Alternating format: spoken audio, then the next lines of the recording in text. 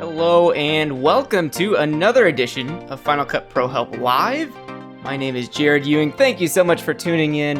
It is the first of the month and we always like to get on here and do a stream for the first. And today we're going to show something that is been a question I've gotten multiple times this last month, and that's around motion tracking. So if you're looking for some Final Cut training, you're going to get some of that during this stream, but the majority of what we're going to talk about is in the application called Motion. Now, Final Cut Pro is developed by Apple, and Apple also develops an application called Motion. And what we see here is the initial screen that you'll see when you open Motion to create a project. And Motion is around motion graphics. That's what this application is all about and for creating. And some graphics you want to actually move around the screen based on something that's happening in your scene. For example, you might have a car driving by and you want to place a title that follows the path of that car. Or maybe you have something that's more special effects that you're going to actually put in something that's not in the scene on someone's body. Maybe they have a robotic arm or something like that, and you want to do that. Now, in order to get to that point, you need some tracking data to track objects that are in your scene. And there's a behavior inside of Motion. If you've used Motion, you'll know that behaviors is a big part of it. And there's a behavior called match move. And that's the main focus of this stream today. We're going to be talking about the match move behavior, what it does, some examples of where you'd want to use it. And we'll also show a round trip going from Final Cut Pro to Motion to create a title, pretty simple title, but to create a title that you'll use that match move behavior with, and then we'll send it from Motion back to Final Cut. So I'll show the process of round tripping between applications.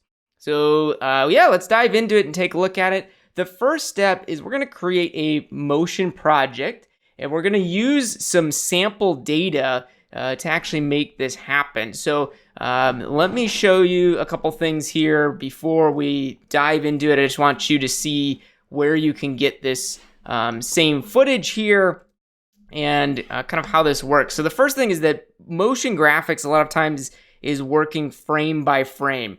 You're actually editing every single frame individually. It's very complex. It's very time consuming. And a lot of times what you'll be working with is what's called an image sequence. Instead of working with a movie file where every single frame is combined into one file that you would see as a QuickTime movie, maybe a .mov. I'm sure you've seen those kind of things. What you'll see a lot of times with these special effects is that you're actually given an image sequence or you want to break it down into an image sequence so that you edit every single frame individually. So that's what we're going to do in this project. Now, what I went online and did just for the fun of it, just to see if I can get some sample footage, is I just went online and searched for some things. This is in no means an endorsement of this website, but if you want to get the same image sequence I'm going to use in this demo here, you can go to hollywoodcamerawork.us, hollywoodcamerawork.us, and they have a bunch of sample footage on there in these image sequences that you can use to create some special effects and to do some tracking of your own. So go check that out. The image sequence I'm going to use right now is from that website. And so let's take a look at it. So this is the raw image sequence for this one that we're going to see. I'm going to start with that image sequence. Unless I deleted it, I might have moved it in. So let's go here, media. So this is that image sequence. And what an image sequence is, if you haven't seen this, is just a bunch of still images, all in this case JPEG. These are pretty low resolution that came from that website, but for our purposes, they're going to work fine. So this is that image sequence we'll use. And then we'll get this created. So in Motion, the first step is to create a project. So under the blank section on the left column, I'm choosing Motion Project, and then I'm going to select a preset on the right side. This preset should match what your footage is that you're editing. So we'll see this in a later example, but make sure you choose the correct resolution here. You can also set it to custom and manually enter in the resolution, the frame rate, all of that information here. But this project is pretty low res. I'm just going to choose Broadcast HD 720. And for frame rate here, I'm just going to go to 30 frames per second. Then you have your project duration. You can change this later, but I recommend if you can get this set up correctly from the start. I don't exactly know how long this image sequence is, so I might just start with 10:00, which is 10 seconds. It should be 10 seconds here, 10 period, and that should give us 10 seconds. And now hit return, and that'll open up motion. Let me bring it over to my primary display here so that you can see that. Shrink it down. Hopefully it's not covered up by my little ticker down there. And here's motion. I'm going to do Command S right off the bat. Make sure you're doing Command S frequently here in motion. That's going to save your project, and we'll want to give it a name up here. So I'm just going to call it Match Move for this one. And at the bottom, you get an option there to collect media. This can be helpful. It'll copy any of the files that you use into a folder so that everything is contained in there. This makes it easy to move around between machines. You don't have to do this step, but you can say copy to folder, and then everything will be copied into a folder for you, which can make organization a little bit nicer. So choose where you want to save it, hit the save button. Now we have our project, and I might mention it again just because when things quit, it can be annoying. Just make sure you hit Command S. Make sure you're saving frequently as you use motion. Unlike Final Cut, it's not doing the same type of auto save that Final Cut does. So now I want to bring that footage in. I can use Command I to bring up my import window. I'm going to go over to where my media is, and I'm going to select all of these still images. Remember, this is an image sequence. Click the first one, hold Shift here, and I'll click on the last one. And with these all selected, at the bottom, there's actually a checkbox here to say that this is an image sequence, which you should do. If you have an image sequence, tell motion what it is, then it'll know, okay, I need to combine all these, and you won't have to deal with all these still frames anymore. So I'm going to click Import, and notice in my Layers tab here on the left side, we now just have one layer that is that entire image sequence. So it's put it together here. We can see it on the canvas, and if I scrub through, there's our clip that we have. So now that I have it here in the project, if I go to the last frame here, in the middle, I can see this is about 7 seconds and 18 frames in. So to the right here, I'll zoom in here. This is just what motion does. On the right here, you can click this little icon to show your entire project duration. So again, click it again. It switched back to where the current playhead is. So 7:18 is the end of my project. So I'm going to change my project duration by double clicking on the time code here. And we'll do 7:18, return. And now my project duration is 7:18, so that my out point at the end of this thing is 7:18. You can do that if you want. If you don't, you'll have some extra space at the end. Or if your project's not long enough, you might need to extend it for the entire duration of your clip there. So again, let me play that back, this clip, just so you can see what this is. You can see she's, our character here, she's walking down this street, moving around on the screen. And this is set up specifically for motion graphics purposes. You can see on the little suit she's wearing here, she's got these little white dots, and she's in a black suit. So that white on black is very high contrast, which is going to make it a little bit easier for us to get these tracking points and this tracking data in there. It might be hard to see on the stream, but on her face as well, she has a dot at the top of her face, a white dot. And then on her forehead here, she has 2 black dots. Also tracking points. So we can use all of these to track, basically put in trackers, have motion analyze this data, and we can then track things going along the path there. So the whole purpose of this stream is to talk about one specific behavior, which is match move. So I'm going to select my clip here, just so we have something selected in the layers. I'm going to go up to the behaviors menu. I want to explain a couple of the different behaviors, and then we'll actually go and apply it. So under the behaviors menu, if you go down to motion tracking, you'll see we have analyze motion, match move, and also stabilize and unstabilize. These 2 stabilize options we're not going to use in this stream, but I want to talk about analyze motion and match move. One of the questions I got a couple days ago was, what's the difference? Some tutorials say you need to use analyze motion. Others say just do match move. Kind of what's the difference, and we'll break that apart in this stream. So in short, analyze motion is just the steps of making tracking data. Analyze motion doesn't really do anything. It's not going to make any visual changes to your project. It's just used as a behavior to gather data. Once you have that tracking data, you can then apply it to other objects using something like match move or other behaviors and more complex things. So that's kind of what the difference is, and we'll break that apart in more detail. I also want to say, you'll see there's other behaviors around, like under shape, there's an option to track points. This will actually allow you to manipulate a visual shape using tracking data. So there's definitely other things you can do with this tracking data. So don't feel like this is the only, like match move is not the only option here for doing tracking. There are other things out there. Cool. So what we're going to do here is just use just the match move behavior, and then I'll swing around and use the analyze motion and explain what that is. So in order to use match move, we really need an object. We need something that we can use to track. So to do that, I'm just going to click on our shapes tool down here. This is the rectangle tool. I'm just going to create a little rectangle here. Nothing complex. This is just a shape, very basic shape. It's a white rectangle. There's not anything more complex to that, but I want this rectangle to track and to move along as she's walking down this street here, as the camera is kind of moving around. So right now, if I play this back, that rectangle just stays up at the top left. Right, pretty basic, pretty as simple as you can get in motion, really. So with that shape layer selected, I'm gonna go up to behaviors, motion tracking, and apply the match move behavior to that rectangle. All right, done a bunch of stuff here. Command S, I'm gonna save our project, copy that media into the folder. Boom, we're good.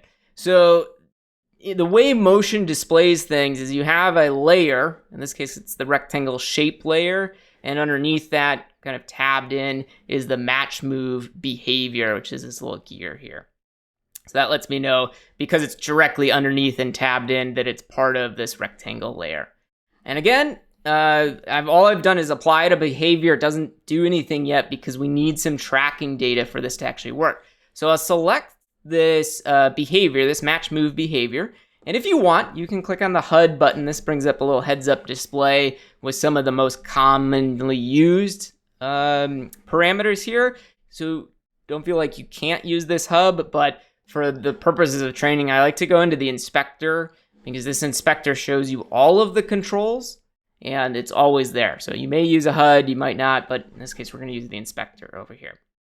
So with the match move behavior selected, you'll see in the canvas here, I have this little red crosshair here, and if I hover over it, it lets me know this is our anchor point at frame 1, and I can click and drag and move this around, but this is actually our tracker, okay?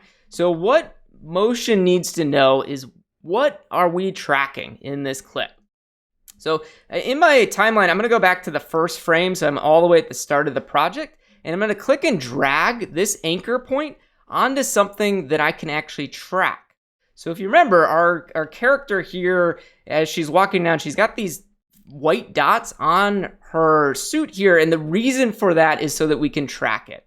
So I can just go, and she's got one up here on her shoulder, so I'm just gonna move this tracker so it's directly on top of that white dot that's on her shoulder, basically that tracking point. Now, as you move this tracker in your canvas, notice on the left column in the inspector, we actually get this tracker preview.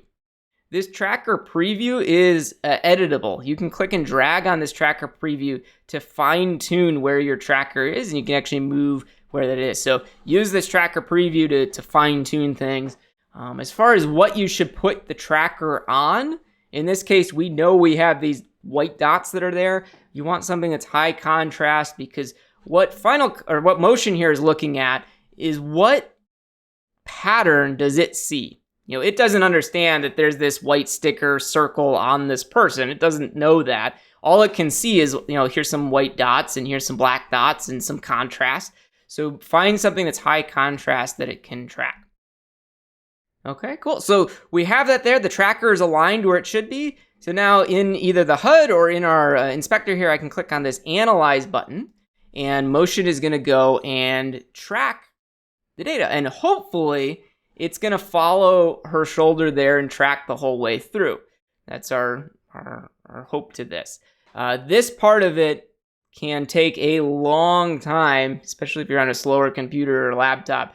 This is a lot of analyzing that it's doing. Now, in this case, it failed. It did not go all the way through, which is unfortunate. If we zoom into the project here, the viewer, you can see here's this big red X letting us know, hey, this didn't work. We failed to get all the way there. Now, in your timeline at the bottom here, at the top right of the timeline, there's 3 buttons. You can click the first one to hide the video timeline, and now we're just seeing all of our keyframes and this animation data that was being generated based on our tracker. And we can see where the keyframes end right about here. About 1 second into it, it lost the point, wasn't able to figure things out. Okay, so you can do Command Z if you want to undo that last track, and that just removes all that data that was just put in there. And then we could move our playhead back to the beginning, realign it, and we could try again. So let's try it again and see if it can track it. I might change roughly where the position is, but I know I want it inside that dot. So I'll move that and then click Analyze to try and analyze it again. This is kind of a nice workflow to go through because you could continue where the tracker failed and then try to go from there. But in this case, I'll try it again, see if it can do it. But nope, in this case, it failed at the same spot. Just so you know, this orange line that's here, if you look on the left column, this is your confidence.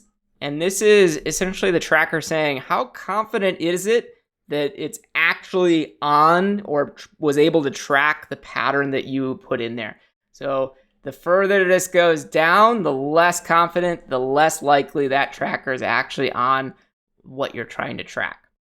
So with this, I could just continue on. I can go into my little tracker preview here and move the tracker around and readjust it.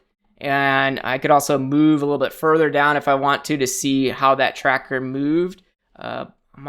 You can look up here in the viewer if you want to, but this tracker preview, just watch that preview as we scrub through it. Notice how that little red crosshair where our tracker is stays almost right where we want it to be, and then it just loses it right at the end there. So I'm going to just continue where this left off because it looks like it should be able to still track it.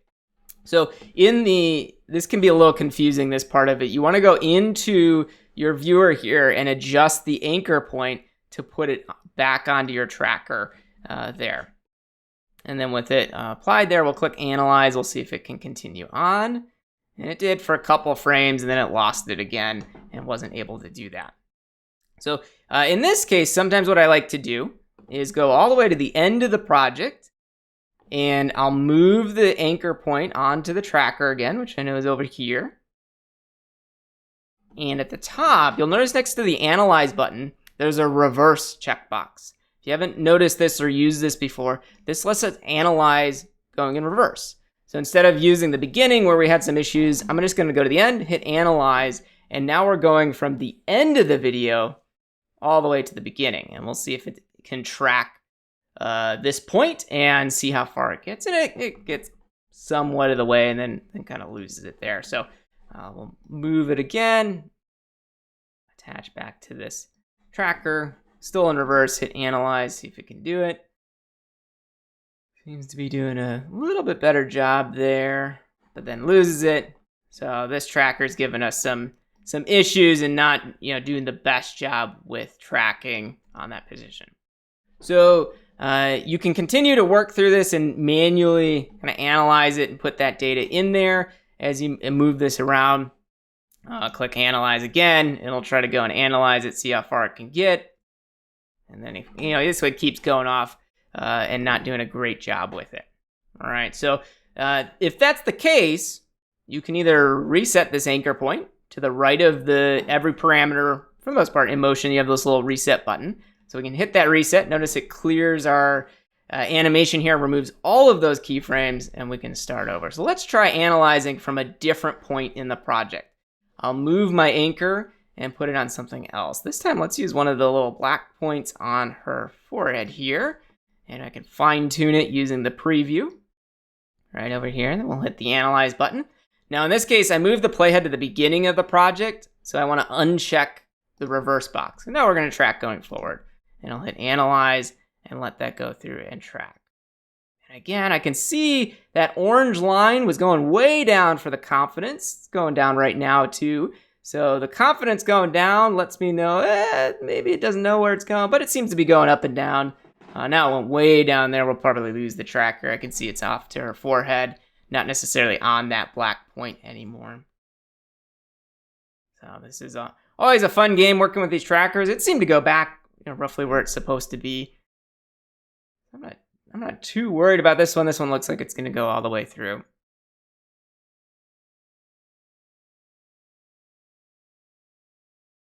And I mentioned this before, this is a pretty low res clip. The higher resolution ones can give you a better result.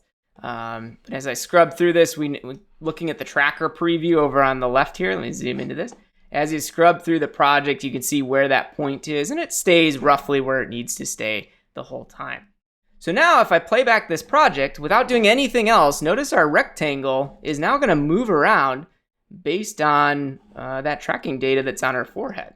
So that's all you had to do to make that tracker work with the match move, is to get a tracking point where it can move with her. Now, if we want to take this a step further, with the match move behavior selected, on the left side here, you have what it's actually adjusting. And in that case, it was just position.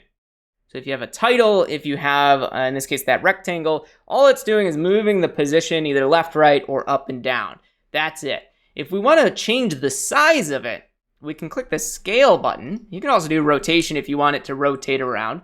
But both with scale and rotation, we need a second tracker to be able to determine how something's growing or shrinking.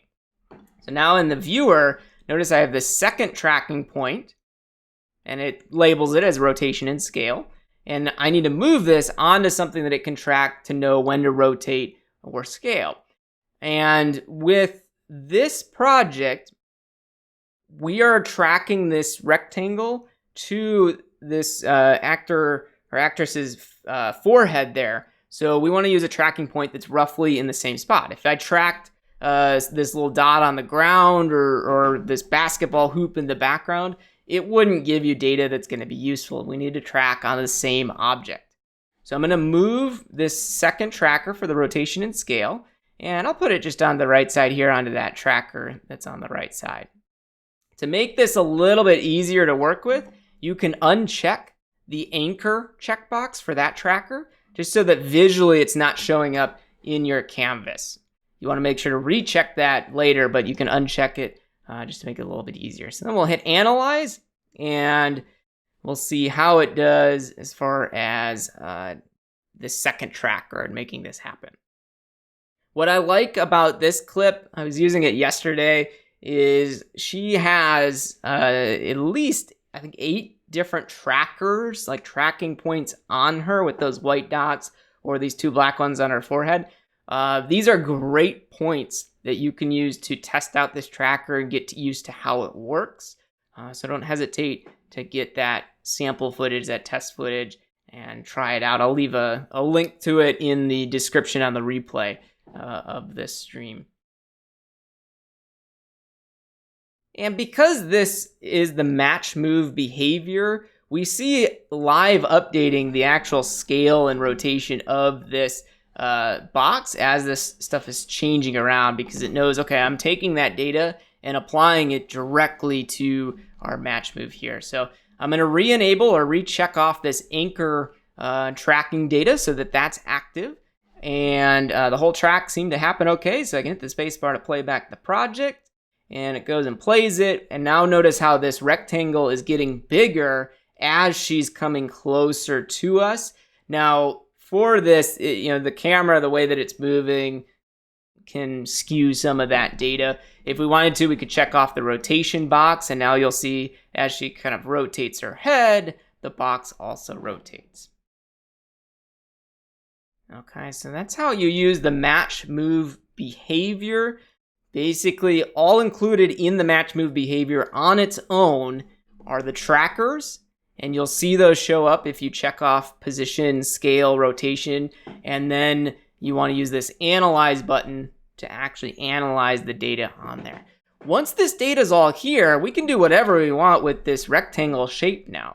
So if we actually wanted to use this to cover up her face, maybe you're trying to censor someone and block out something, or there's a logo you're trying to cover up, we can now take our shape that's here, we can make adjustments to it in the inspector if we want to, things like geometry. We can go and make all these adjustments to this box. So if we're trying to cover up her face, I'll shrink it down there, maybe squish in the right side a little bit, and I'm not making any changes to the behavior or that tracking data that was there. That's already been collected. So now with that selected, notice how that shape covers up her face the whole time as she tilts around. Because we have rotation enabled on the match move, it covers up her face there. All right, so that's the match move behavior in use. We're going to use it in another example. I'm going to show you that coming up here.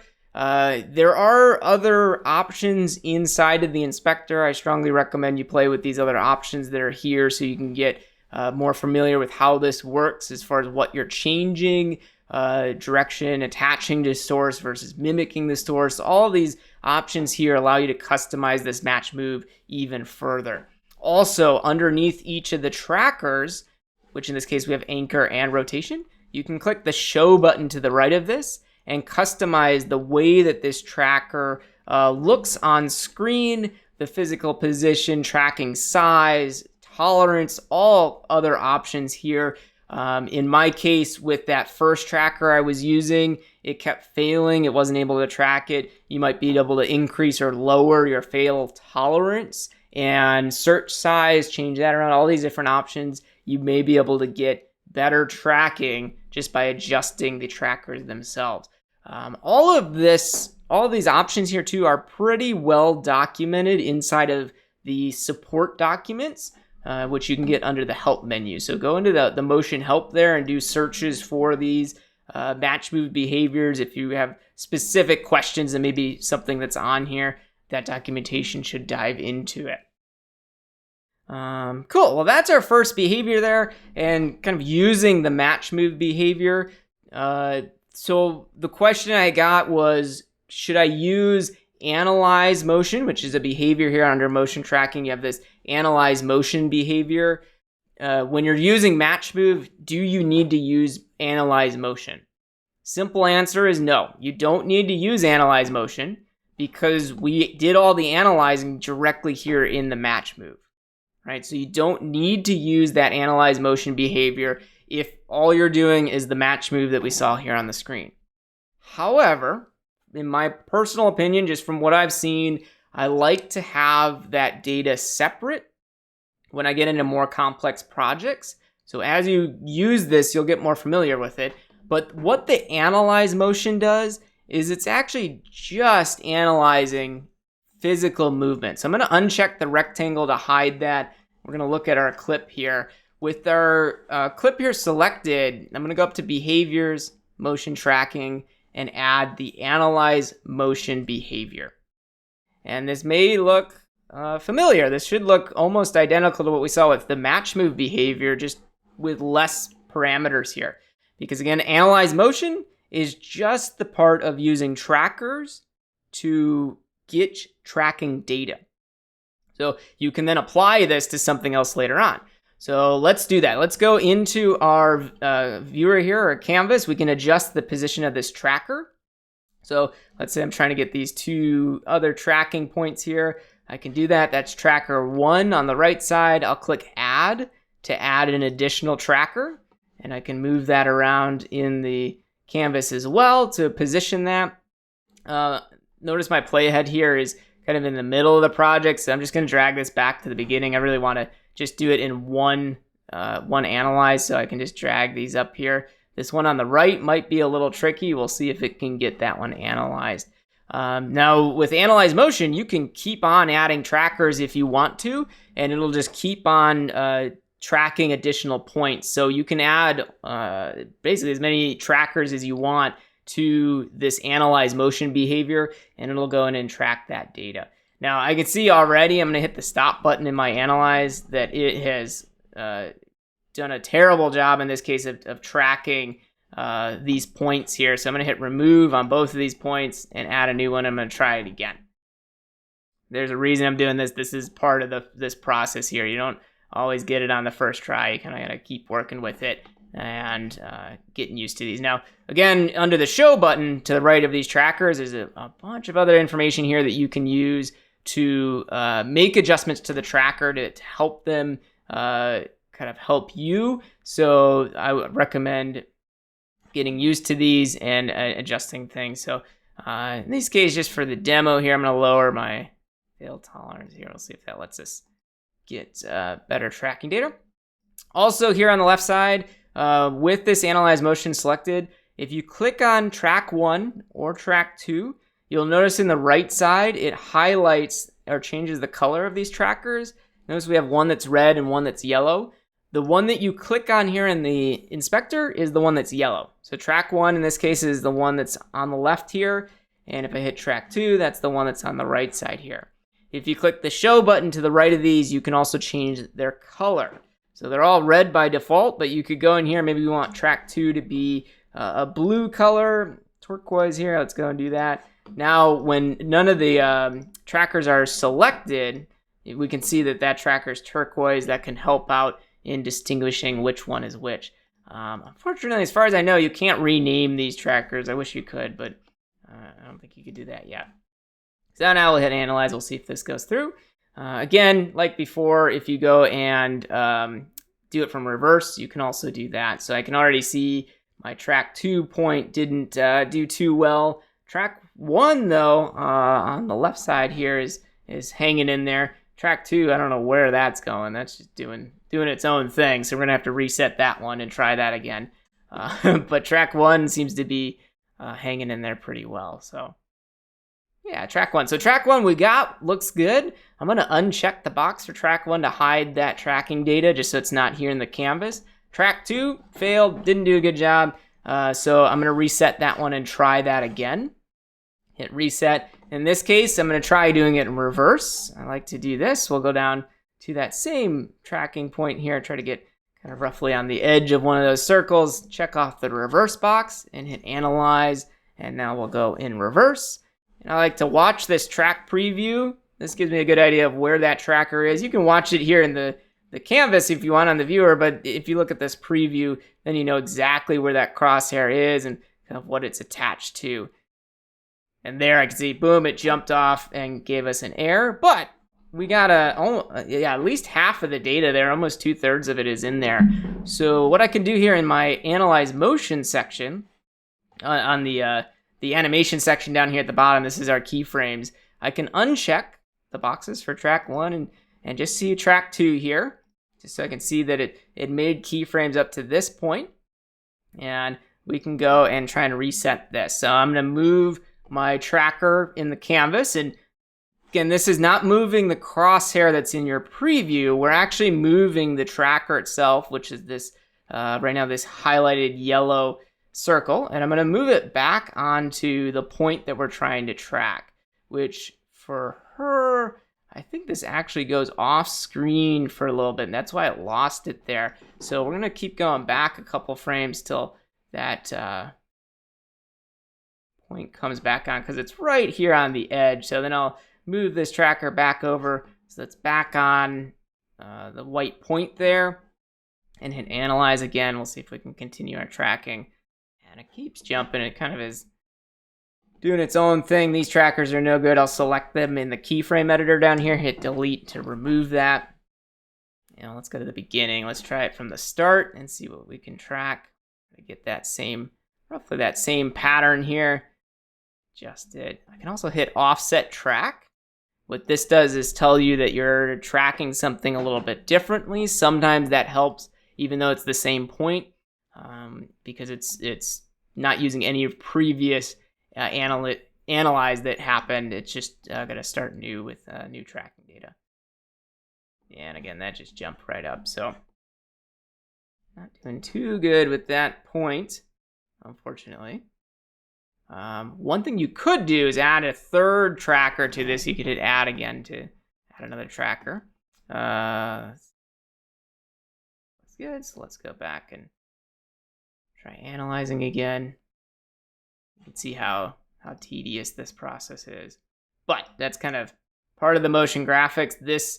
Getting this data is going to be a lot more helpful than tracking it manually. That's the big thing, is that this is the idea here is we're getting something completely separate, and we can then use this data to apply a track. Cool, so that's analyze motion. You can get that tracking data, you can repeat that same step.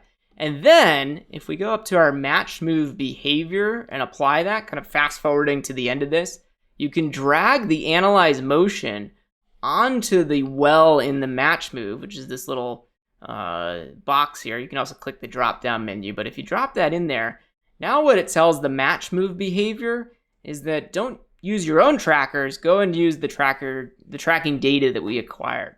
So we can now apply track 1 or track 2 to the anchor and track 1 or 2 to the rotation scale. If you had multiple trackers in your analyze motion, you could apply those as well. So hopefully that answers that question. Again, just to summarize, do you need to use analyze motion when you're using match move? The answer is no. The only reason you need to use analyze motion is if you want to create this tracking data separately from anything else. So as a workflow, if you're maybe you're an assistant editor to someone who's going to be doing the actual motion graphics work, or maybe someone else is creating the motion graphic, the visual graphic that they're going to apply. Someone might be doing that in Photoshop or another app. If they're creating that data and it's not ready for you yet, you as the motion graphics editor, you can go in and do this analyze motion and have that data ready so that when you get that graphic, you can apply the match move behavior and use your data you've already analyzed. So there are definitely workflows where you'd want to use analyze motion, but if you already have all the content and you're ready to apply it and get the tracking going, you can use just the match move and it will work essentially the same way. One other side note too, you can use this match move data in another kind of another element. So say you had 2 match moves, you could actually use the match move data, tracking data from this behavior on the other one. Just like we drag this analyze motion into the well, the source well here for the match move, you can drag a match move into the source well of another some other piece of tracking data. All right, so hopefully that gives you a really detailed look at match move. I now want to go and just show you this in an actual workflow and kind of another reason you'd use this. This is the Final Cut Pro help channel. So we're going to use Final Cut and kind of round trip this. So here I have this very quick project, nothing complex or anything, just a couple clips on the timeline. But I have this middle clip here that shows this ambulance, and the camera is probably just on a steady cam here, and the camera operator is walking towards the ambulance, so you can see it's getting closer. And we have this really basic title above the ambulance here saying time to call. And what I want to have happen is as the camera is moving towards the ambulance, I want the title to move around on screen and to track the ambulance so that it moves with it. So we can use motion, we can use the match move behavior to make this happen. So how do you get from Final Cut to motion and then back again? So the first thing is we want to send this clip over to motion. We actually don't need this sample title that we did. This was just kind of a mock-up that we did here in Final Cut. So I can hit the letter V on the keyboard with it selected to disable that title clip. And then with the ambulance clip selected, I'm going to hit the letter X on the keyboard, and that actually marks this range for this clip. You'll notice it's got a little yellow outline that sets an in and an out point around that clip. And that was just pressing the X key on the keyboard. You can also go to the beginning of the clip, hit I, go to the end of the clip and hit O, or I and O around the segment that you actually want to select if it's not its own clip. Then what we're going to do is go up to the share menu, and there's an option here to send it out. I'm going to send it out as a master file. You can also use In most cases, this is set as the default share destination. So that's Command E to bring up the default share destination. Under the settings, you want to make sure that you're sending out the correct format and the highest quality video you can get. So for format, you might just need the video. If you want, you can do video and audio. In this case, I know I just have video, so I'm mastering the video. And then for my video source, I usually choose source here because that's the highest quality you're going to get. But you can also go in here and choose something like ProRes 4x4, this 4444 or 4x4 XQ. If you want, it's going to create massively large files, but not a huge deal here. Source is going to be okay in this case. And then I'm going to click on next. And you're going to choose where you want to save that. So that file, I'm just going to save it in my match move folder here. It just put the name of the project, but you can name your clip here. You 100% need to name your stuff here. You don't technically have to, but we're going to be going back and forth. You want to name these clips that you're sending. So this is my ambulance. So I'm going to put in ambulance. And I like to add from Final Cut. And what this is letting me know is that this clip is what I created to send over to Motion. You can put in to Motion if you want to. You can choose how that goes there. Clip's pretty short. Your background tasks window up here, you can click on that to see how the export is going. But now what we're going to do is switch over to Motion. So I'm going to click on Motion. I'm going to do Command N to create a new project. Here we go. And as we remember from earlier, we want to select a preset that matches the format of the clip that we're bringing in. And I can look in the inspector here in Final Cut with that clip selected, and I see the resolution and the frame rate here. So this is actually a 4K clip, and it's using the digital cinema resolution, which is that 4096 by 2160, and it's a 23.98 frames per second, so I'll select that as my frame rate.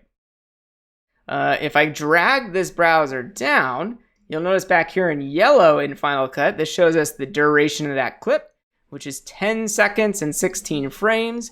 So I can click on my time here. It's at 10:16, just so it matches the duration. And I'll click on open. So now I have an empty project, and let me bring it back over to my primary display here. That way you actually can see Motion and what's happening. And then in Motion, we want to bring in that clip. We want to import it. So you can do Command I to import it in, or just drag it in from the Finder if you have that. I'll do Command I. Here's my ambulance clip from Final Cut. I don't need to do image sequence or anything. I just hit import, and that drops that clip right in. My viewer here is super zoomed in. If top right here, I can see it's at 200%. So I'm just going to click anywhere in the viewer and do Shift Z to fit that clip into the viewer. And there's our clip. I can scrub through it and see it. Looks pretty good. So we want to create a title that we're going to put on here. We're going to edit that text in here. So I'm going to click my title or text tool, and I can click on here, and we did time to call inside of Final Cut. So we'll do that here as well with that text layer selected. I'll go into the inspector. I can go down to format to adjust things like the size of that text. Maybe we want it centered. I can go to appearance, change the color of it. These are all pretty simple Motion steps that you can do. Maybe we'll put a white outline around it that's a little bit thicker, just so that that title stands out depending on the background that it's on. And then with the title selected, we'll go and move that around. I kind of want it to connect to the top of this ambulance as the ambulance is moving because of the camera kind of moving in and out. So now if I scrub through it, you can see the title doesn't move right now. So we need to get some tracking data. So we're going to use match move with the text selected. I'm going to go up to behaviors. Notice here it says untitled at the top. That lets me know I haven't saved the project yet. Probably a good idea to do Command S to save the project. And this is our ambulance. So type that in here. Not too worried about collect media in this case, so I'm just going to hit save. And now let's add that behavior. So the text is selected, behavior, motion tracking, match move. All right. nothing's changed yet because we have to add our points, our tracking points here. So I can click and drag this anchor point, and maybe you want to anchor it to the ambulance itself. So I can go on here and looking in the tracker preview, watching over here, I'm looking for something that's a pattern that seems like the motion would be able to attach to it. So this little dot that's all the way at the top right of this light on the ambulance looks pretty good to me. I do want to have rotation and scale also analyzed. So I'll just do this. I'll check that box. It adds the second tracker, and I can click and drag this onto something else on the back of this ambulance to track. Looks good. We'll click on analyze, and now it's going and trying to create that tracking data. While this is happening, this is something where you can get up and go do something else, but just know that these trackers can fail at some point.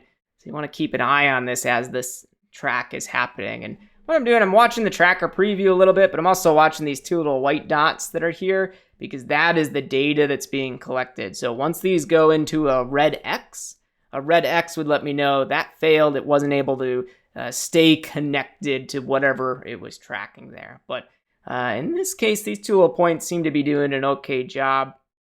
And I strongly recommend, as you're getting used to this and learning it yourself, continuously try out these trackers, apply them to different places, just see what happens, see what results you get and the differences that are there.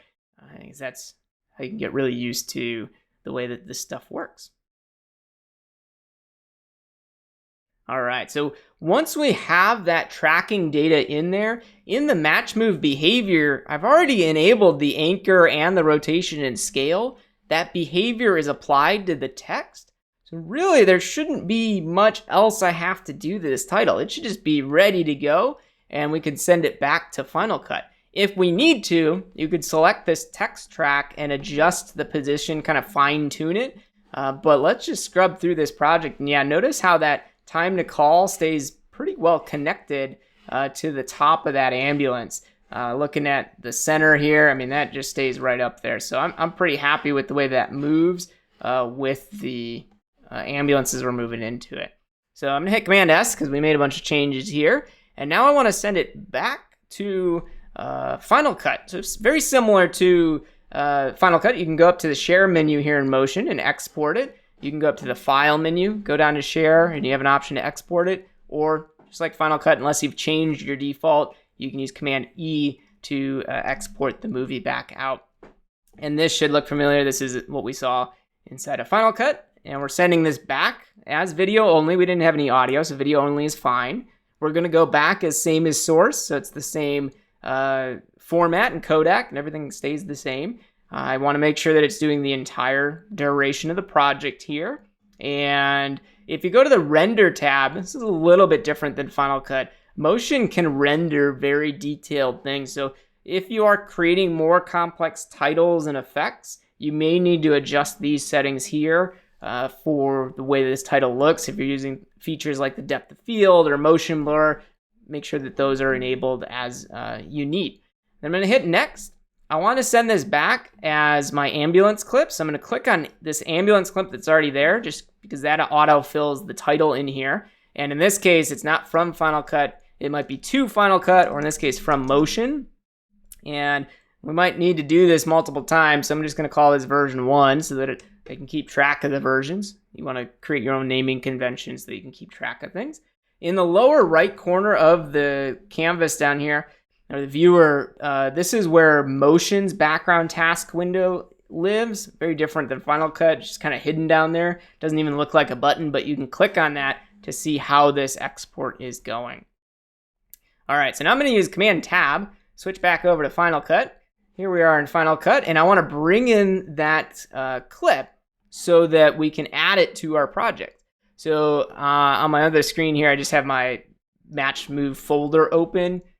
Double click on this so we see it. So here's that ambulance motion 1. I'll just drag that directly on top of the previous clip that's here. And you could choose replace if you want to, if you know this is exactly what you want. But you can also do replace and add to audition. I really like this option because this one puts it in there. Here's our project. I can skim through it. There we see that title is in there and attached to the top of the ambulance. However, if I wanted to, I can hit the little silhouette icon that's in the top left of that clip to open up my audition. There's the audition, and we have then the ability to go back to the previous version, hit done, and we see that previous version here. It even has the connected clips being that title. The original title is still there. So if you're working with the producer or someone that's saying, hey, that doesn't look exactly like I did, the one you showed me from before, well, you have the original here that you can go to, or you can switch then into our newer version that we had here. All right, there's our time to call. Looks pretty good, but maybe they say, hey, what if we change the text color to red? I want to see what that looks like.